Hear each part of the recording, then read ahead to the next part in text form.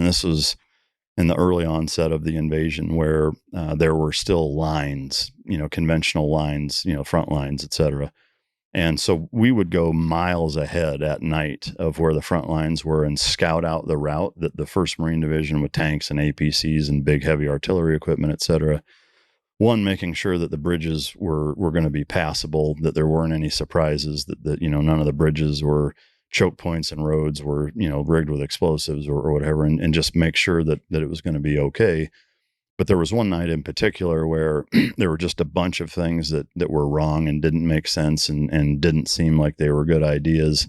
And he kind of had that like, well, they told us we need to do this, so we're going to do it. And once some of the senior enlisted leadership started to really kind of get into the weeds, we were like, we're not doing this. This is stupid. We're going to do this instead. And so we kind of pivoted and said, no, we're not doing that. We're doing this instead. And then he was like, okay. Yeah. Wow.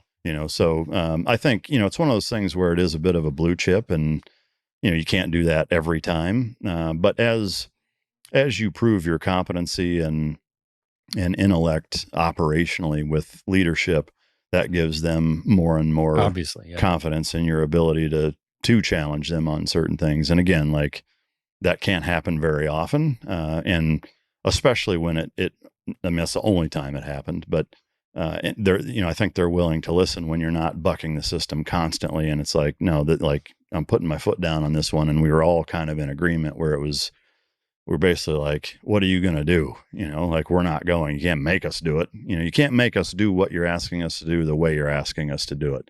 We can accomplish the same goal by doing it completely different. And that's how we're going to do it. And he was just like, fuck, okay, I guess you guys got it, so. But that's really admirable